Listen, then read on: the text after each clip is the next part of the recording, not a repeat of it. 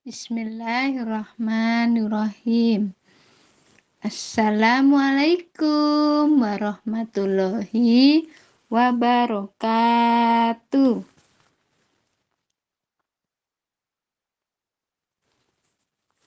Hai hai hai. Semangat pagi anak-anak. Bu Guru harap semuanya dalam keadaan sehat walafiat. Amin. Hari ini kita berjumpa kembali di pembelajaran melalui dalam jaringan video pembelajaran 2, yaitu masih di subtema 2, tema 7. Anak-anak, sebelum belajar, mari kita bersama-sama berdoa terlebih dahulu. Doa sebelum belajar. Bismillahirrahmanirrahim. Rabbi zidni ilman warzuqni fahma waj'alni minas sholihin. Yang artinya, ya Allah, tambahkanlah aku ilmu dan berilah aku kemampuan untuk memahaminya, dan jadikanlah aku termasuk golongan orang-orang yang sholih. Amin. Mari anak-anak, kita mulai kegiatan belajar mengajarnya ya. Kita masuk di pembelajaran 2, yaitu bermain menjaring ikan. Mari kita amati. Di sini ada siswa sedang bermain menjaring ikan bersama-sama. Kita simak ceritanya ya. Di dekat rumah Ali ada kolam renang. Hampir setiap hari Minggu, Ali bersama teman-temannya bermain di kolam renang. Hari ini mereka asik bermain menjaring ikan. Mereka bermain di kolam yang dangkal. Dalam permainan menjaring ikan, terdapat gerakan berjalan di air. Nah, bagaimana sih kegiatan gerakan berjalan di air? Mari kita lihat. Di sini ada gambar seorang anak sedang berjalan di air. Ayo lakukan permainan menjaring ikan di kolam renang bersama teman-temanmu ya. Setelah bermain menjaring ikan, Ali dan teman-temannya duduk di tepi kolam. Ali bercerita tentang dongeng ular dan tikus. Nah, kalian masih ingat kan pembelajaran 1 yang kemarin, yang baru saja Bu Guru bacakan dongeng berjudul Kecerdikan Menumbuhkan Kebaikan. Nah, di bawah ini ada dongeng fabel yang mana dongeng ini berjudul Kecerdikan Menumbuhkan Kebaikan. Kalian diminta untuk bermain peran, ya. Bermain peran yang mana peran ini dimainkan oleh 3 peran, 3 orang, yaitu sebagai pencerita, ada yang sebagai ular, dan ada yang sebagai tikus. 3 anak ini yang bagian pencerita nanti membacakan ceritanya. Nah, yang 2 orang berperan menjadi ular dan tikus. Ini bisa kalian lakukan bersama teman kalian atau keluarga kalian ya, saudara kalian dari rumah masing-masing. Setelah itu, kalian diskusikan sikap kebersamaan yang dilakukan oleh ular dan tikus. Apa sih sikap kebersamaan yang dilakukan oleh ular dan tikus? Silakan kalian tulis hasil diskusi kalian di buku tulis kalian masing-masing.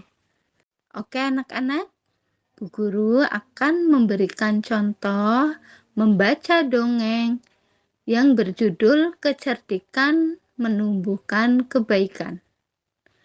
Di sini Bu Guru akan membagi 3 peran, yaitu sebagai pencerita, ular, dan tikus. Ya, mari kita simak bacaan dongeng Kecerdikan Menumbuhkan Kebaikan. Di sebuah gurun pasir hiduplah ular dan tikus pasir. Sebenarnya sang ular sangat ingin memangsa tikus. Sedangkan tikus berusaha mencari akal agar ular tidak lagi berniat memangsanya. Saat itu sang ular sangat lapar. Padahal ia sedang tidak mempunyai sedikit pun makanan. Sedangkan tikus yang berada tidak jauh dari sang ular sedang asik melahap makanannya. Sang ular merasa tidak senang melihat kelakuan tikus. Nah, yang bermain peran menjadi ular berkata, "Dengarkan ucapanku, wahai tikus yang angkuh. Aku pasti akan mendapatkan tubuhmu yang mungil dan lezat itu."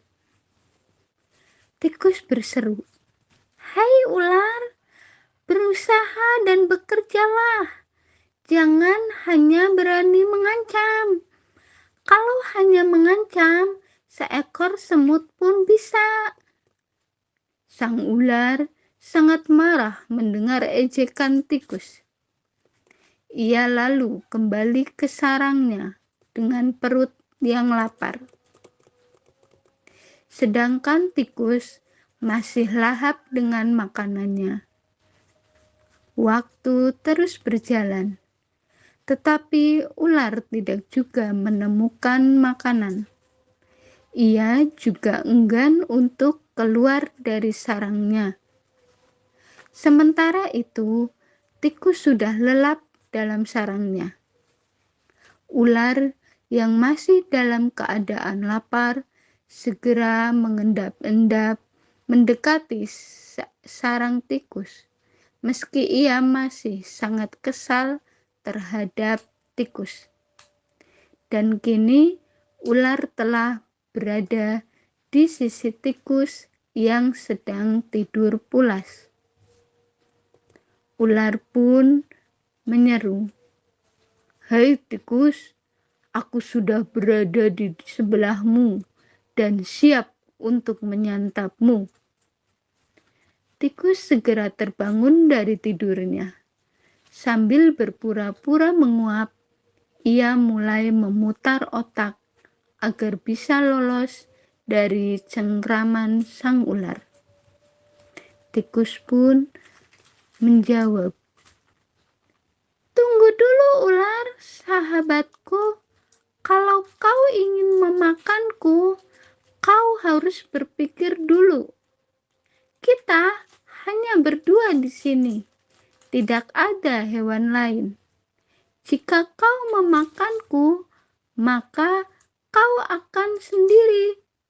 Kau tidak akan mempunyai teman yang dapat kau ajak mencari makan. Kalau begitu, kau tidak akan makan dan akhirnya kau akan mati." Sejenak, sang ular terdiam. Ia mencoba merenungkan nasihat tikus.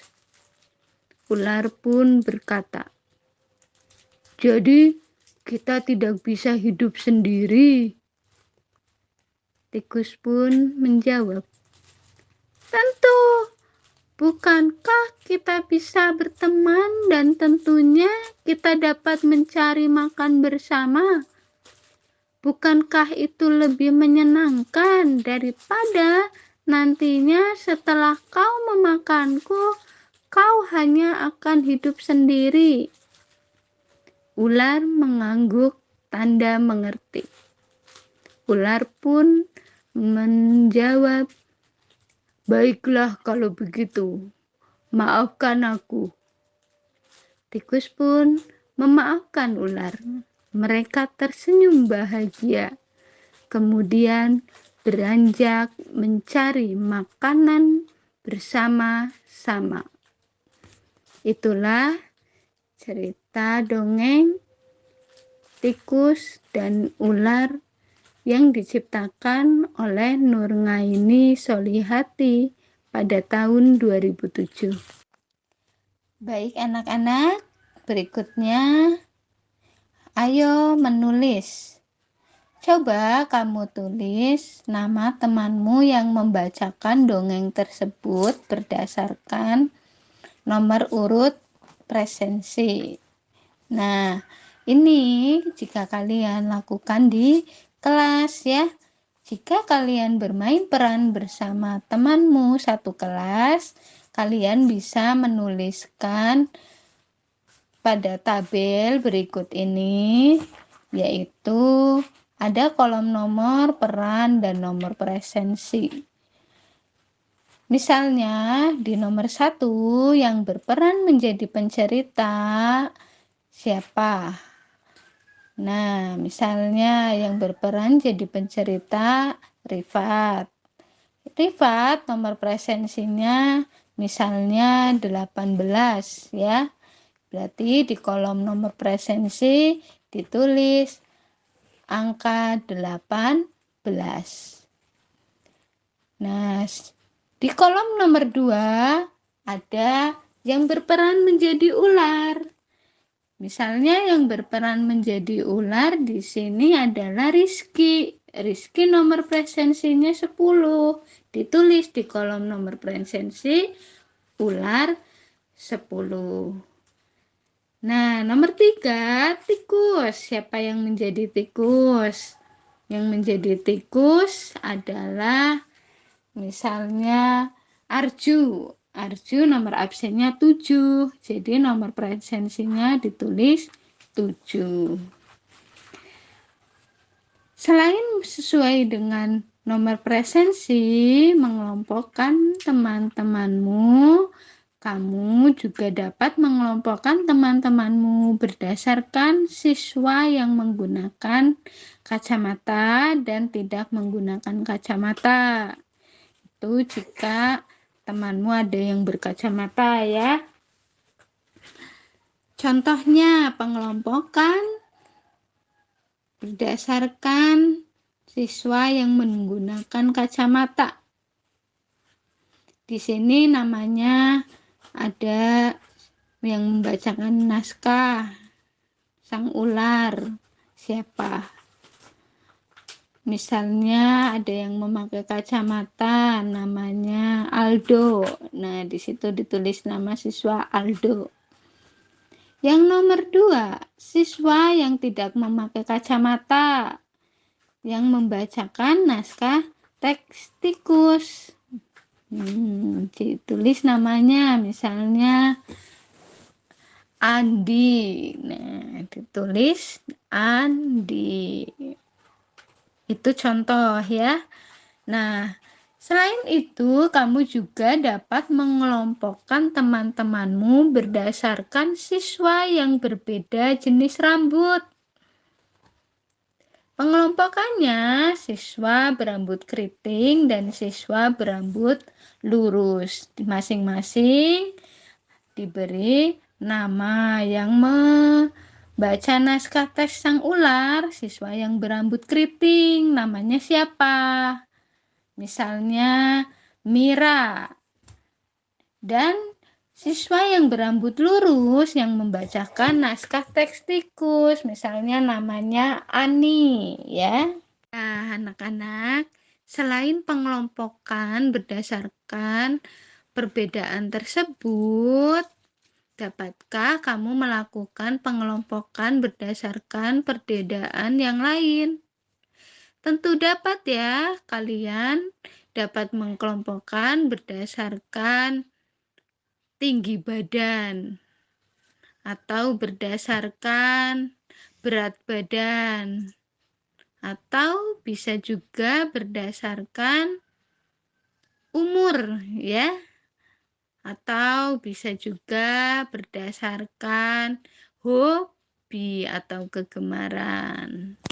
Nah, nanti kalian silakan praktekkan di rumah masing-masing ya. Hasil pengelompokannya nanti kalian tulis di buku tulis kalian. Hasil pengelompokan berdasarkan apa?